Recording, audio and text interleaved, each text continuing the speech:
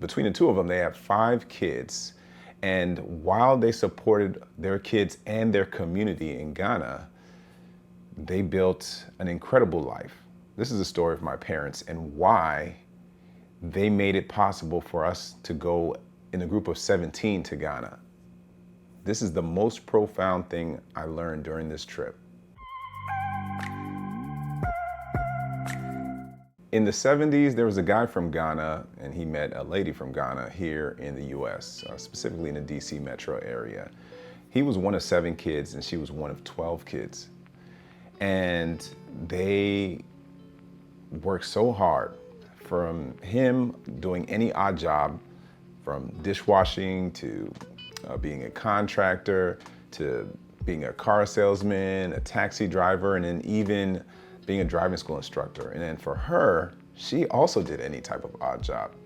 She would be a cook, a nanny. She did all types of odd jobs, all the way till even being a nurse's assistant at a nursing home. And all the while, they supported their family here in the US and abroad in Ghana. Hey, what's going on? This is Maoli Vodi with financiallypresent.com, your one-stop shop for financial and investment education.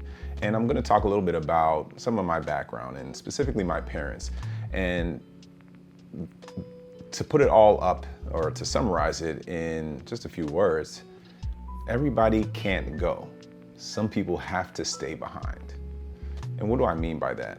Well, my parents, they came here in the 70s, and they had to leave what they knew, what they intimately knew the most, to step into the unknown.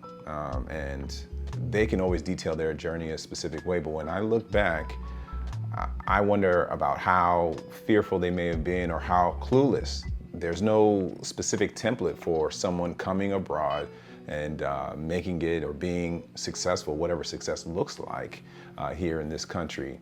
And for them to sow their roots in the US and maintain the roots in Ghana, it meant that they had to leave. They had to do something that the people around them weren't able to do. Whether it meant that it was from a financial perspective or a character perspective, they had to step into the unknown and be the example that they were looking for.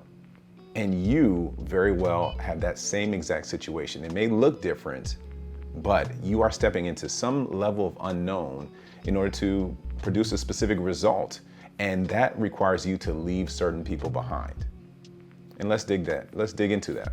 During this trip to Ghana, my sisters, our spouses, and our kids, we all went in a large group. So it was about 17 of us. We went to Ghana and we enjoyed our time there. And we also got to see a lot of family that we haven't seen in a number of years, and just experience everything from the culture, the vibe, the music, the food, everything that we know and love about Ghana here in America. We got to experience it on a more intense and enjoyable level in Ghana itself. And it makes me think about how my parents set this up. You see, Ghana is important to them because they were able to maintain roots in the US and still go back to Ghana very often. And I asked myself, what would it look like if all of their friends and family came to the US with them? Would they have still been able to sow into Ghana in the way that they did?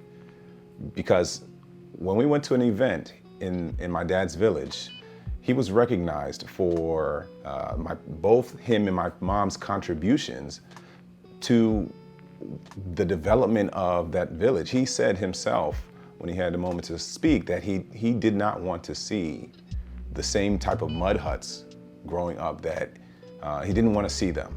Right? So he knew that he had to continue to sow in to where he grew up and where he came. But the question is, what if everyone that he knew and loved also came to the US with him at that time?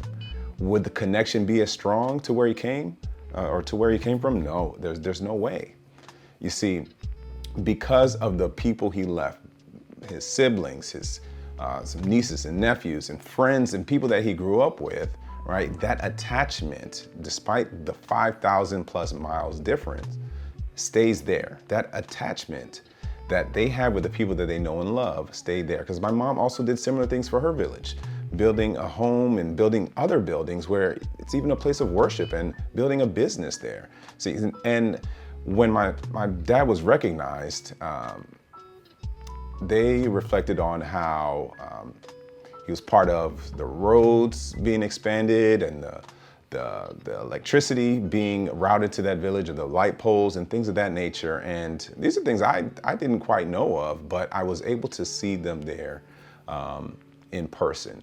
And all because they left and other people stayed, right? It doesn't mean that they were the chosen ones or anything like that. It just meant that the connection was there because they left, and the people that were most important to them, or just as important to them, stayed. So that remained, that left the connection there, the opportunity for connections to build and become stronger.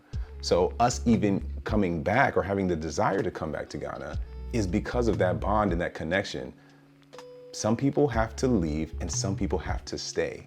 And you have to ask yourself, what side are you on? Are you going to be the one that's leaving, or are you going to be left? It doesn't have to be a competition or anything like that, but it does have to be clearly defined. You see, some people around you won't be able to do something unless they see someone else do it before them. And that could be you. There could be something that you need to do in order for others to see the example. You could be the first person in your family that's getting a college degree. You could be the first person to open up a business of that specific style. You may have an idea that is unknown to the world, but you have the vision and you have the capabilities, right? You may be that person that's going to undertake an investment that is going to yield something much greater for the ones that you love. And you have to be the person to do it, to take the lead and to pursue, while others behind you give you a reason to move even further. They're going to motivate you. They're going to be counting on you, and they're going to be praying for you. And it's all because everybody can't go. On the flip side, the ones who stay behind, they have a responsibility themselves because they maintain the history and the culture and the authenticity of the place that you left, right? When I go back and I visit the sites there in Ghana, or see how things have been maintained, it's because of the people who have stayed that things are the way they are, right? And of course there's other factors, but home won't be home without the people still there. You can think of any area that you've moved out of. If everyone else left, it wouldn't feel the same. You wouldn't want to come back.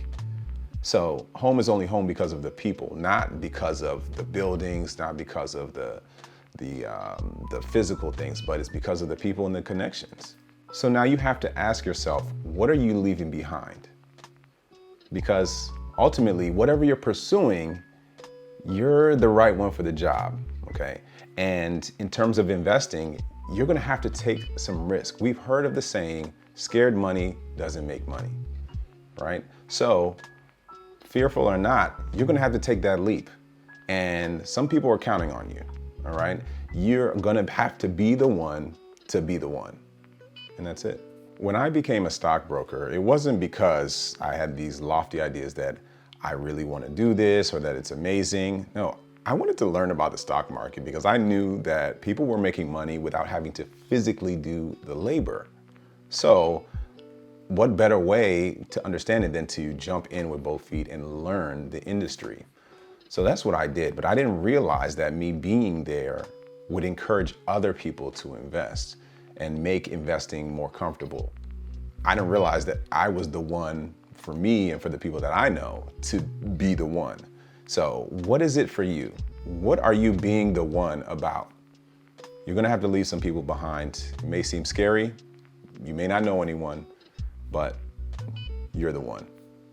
If you like this video, I want you to hit that like button, subscribe if you're new to the page, and turn on notifications so that you don't miss out on future content.